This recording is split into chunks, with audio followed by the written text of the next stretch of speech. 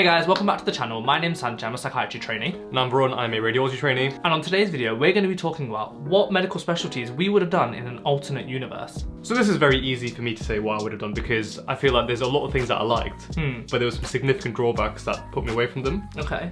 So when I was in medical school, the only thing I kind of vaguely thought I might do was cardiology. Oh right, that's a bit left field. Yeah, didn't expect that, did you? No, No, a lot of people don't expect that, but I just found the physiology of the heart really fascinating. Oh, I know it's quite nerdy, but I mean we're all medics, we're all nerdy.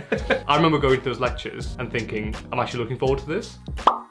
And then during my F1, F2, I did a couple of taster weeks because I didn't have any cardiology jobs and quickly realised you have to be a medical registrar. Yeah, puts a lot of people off that. If you guys haven't seen why being a medical registrar is the worst job in the hospital, check out that video up here somewhere.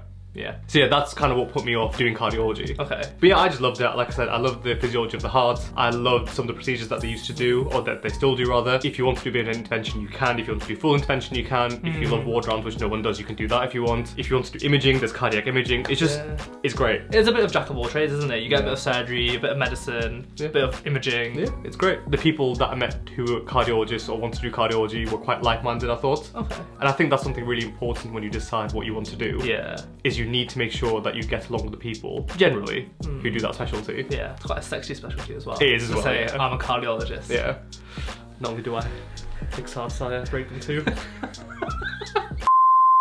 So going through medical school, I always thought I would end up doing general practice. Not because of the medical side of things really, but because of the way it's run. Oh, okay. I really found it interesting that you could be part of like the business side of things and run a surgery and do all that extra stuff that comes with being a GP that you don't get being a hospital consultant. Yeah. So I really wanted to be a GP through med school. But then once you become an F1 and an F2 and you get to know what being a GP is really like, you realise that it's so stressful. I think GPs are put down a bit by doctors in hospitals and 100%. kind of just doctors generally. They are 100%. Yeah. But it's insane. Like you need to know everything, and I know people say you need to know a bit about everything. You need to know a lot about everything. You always think, oh, if I don't know something, I'll just refer it. Yeah. I didn't realise till I did my GP placement in F2. They're kind of not audited, but record is kept of how many patients you're referring. Yeah. And if you're a significant outlier compared to other GPs, they do pull you up on it. Yeah. So it's not like you can just say, oh, I'm not sure, just go see the cardiologist.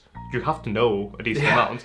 And in hospital, I'll be honest, there are days when it's just crazy busy, but they're equally, for most specialties, there are days when it's not so busy. Whereas in GP, you're guaranteed day in, day out, it's going to be busy. It's like 30 patients a day. Yeah, it's and guaranteed. 10 minutes with each patient. You're never going to have a day when it's quiet. Yeah. And it's just mad to think that that's just your life for the next, what, 30, 40 years? So my second one is one which people, if you've been following the channel for a while, you might know, is urology. Okay, yeah. Yeah. So I knew this one. So if you've been following the channel for a while, you will have seen the How I Became a Radiologist video, which Sanchit will link up here somewhere. Up there.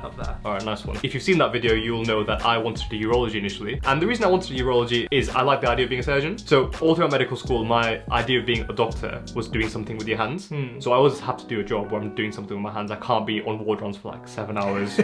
I can't be sat in clinic all day. Yeah. If you do any procedure, it's so satisfying. Like you go in, you do it, if it's long or short, and you go and you think, I have done that, and they are now fixed. It's very satisfying. So that's kind of what I liked about it. The other thing I liked about urology in particular was a lot of it is minimally invasive. Oh, okay. So all the things I like about radiology procedures right now, a lot of them are urology procedures. So like nephrostomies, like ureteric stents, they're all things that I found really interesting in my training in radiology so far, and a lot of it is urology. So it's not like massive open surgeries. It's quite advanced in terms of like technology. They use minimally invasive techniques. The patients aren't often there for very long. The reason I did end up doing it is when I applied for core surgical training, if you've seen the radiology video, you'll know that I got a job outside of Manchester. And there's quite a big bottleneck even after that for ST3 jobs. I just thought, do I want to uproot my whole life to go live in A, Birmingham? I don't think so. Sorry if some of you are from Birmingham, you can always move out. And B, like I'd already made friends here, I'd moved from Newcastle, and I was a bit like, well man, let me just reapply next year. And in that year I realised I can do radiology, and the more I found out about radiology, the more I thought, well, I don't want to be a surgeon, but I can just do this. That's why I didn't end up doing urology.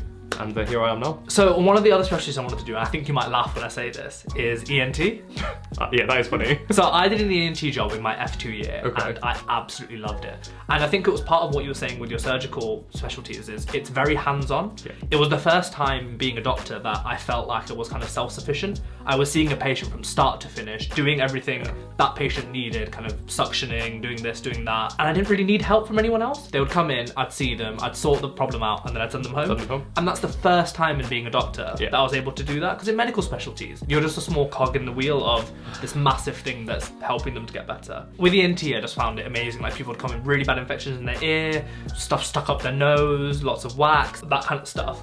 And you just fix the problem, just quite practically by doing something with your hands, using some sort of equipment. And that was amazing. So I really, really enjoyed that. And then there was other things as well, like the ward rounds were really short.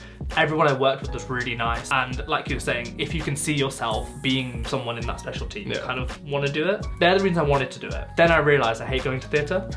What?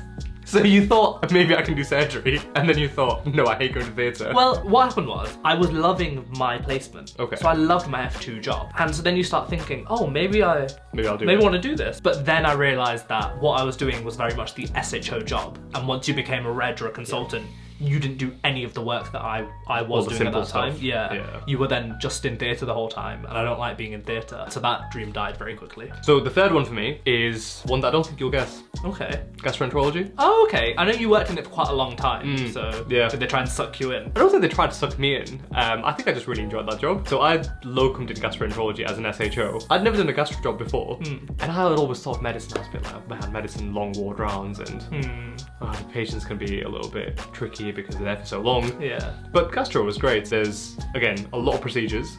If you want to be a hero, you will be a hero. It's a bit of a theme for you, isn't it? You like your procedural specialty. Oh yeah, I have to do something where I do procedures, gastroscopies, ERCPs, etc. And I don't know, part of being a doctor for me is, sure, you're saving lives, but often you're doing it quite indirectly. Yeah, especially medicine, you kind of prescribe a medication that helps them over a long period of time. Exactly. Whereas if somebody's having a GI bleed and you go and fix that, you have literally saved their life. Yeah. And it's not something I want to do every day because I don't like being woken up at 3 o'clock in the morning every day.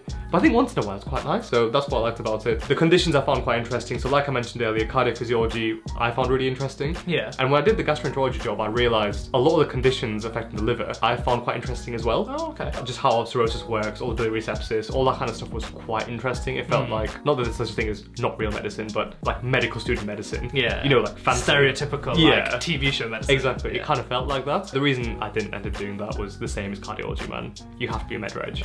And you cannot pay me enough to do those medical registrars on call.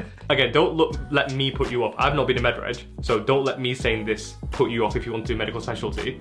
Do your own research. Yeah. A lot of people say it is worth it, and a lot of people do enjoy it, but for me, it wasn't for me, man. So another specialty that I thought about, not for very long, but while I was definitely doing the job, was oncology. Oh, right. I did an oncology and hematology rotation at the end of my F1 year. I found, like we've mentioned before, the people I worked with are amazing, and the consultants are people you could really, really look up to. Oh, okay. They were like the most amazing consultants I've ever worked with. Just their personalities, the way they were, how much they knew. And so you idolized them a little bit, and so it made you want to be them. Also, I really enjoyed working with the patients, because I know it can be quite sad, but you do see patients that are quite vulnerable, you do help them quite a lot, and the patients that you can't help get better, you do help them kind of cope with all the bad stuff that's happening to them and kind of let them have a nice, dignified death. And all of that was really satisfying. So I really thought about, oh, this could be quite an interesting career. One of the big reasons I didn't want to go into it was it's very academic.